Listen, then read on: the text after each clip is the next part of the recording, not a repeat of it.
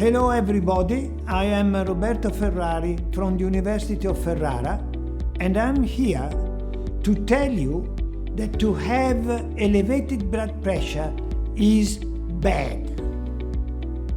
It damages the heart, the brain and the kidney. And the problem is that you do not feel the level of pressure in the pipes of your body. For this reason, hypertension or high blood pressure is considered the silent killer. This is because there is too much salt in your meal.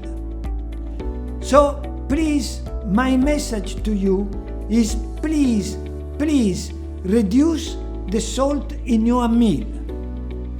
Cook with less salt. Remember, this is an S.O.S.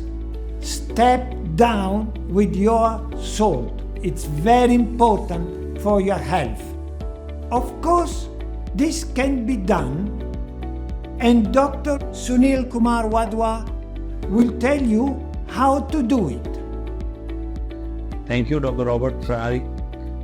In fact, I agree with you that in India we do consume a lot of salt, and we should create public awareness regarding the reduction in the salt intake. People think that rock salt and pink salt and all other sort of salts can be a replacement for the white salt, and they do not consider that decreasing the overall salt intake is very important.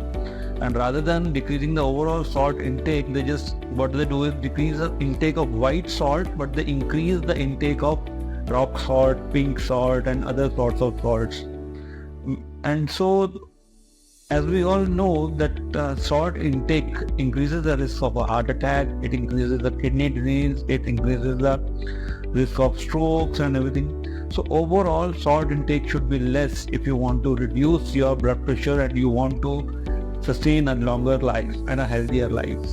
So what the people can do to reduce salt intake is they can decrease their total intake of salt in the form of pickles and papad and other things which contain too much of salt, like salted butter and all that. These should be to the minimum possible, and the usage of processed food should be the minimum possible. As we all know, processed food contains too much of salt, like sausages and bacon and all. They contain too much of salt. They should be the minimum possible. Then we should be advising the population not to use table salt. That is called, in the Indian language, we call it a kacha namak. That should be the minimum possible, and we should not be adding this salt, kacha namak, to, you can say, like on your salads, on your fruits, or you can even say the curd. We people are very fond of adding salt into curd and over fruits and chaat and all that.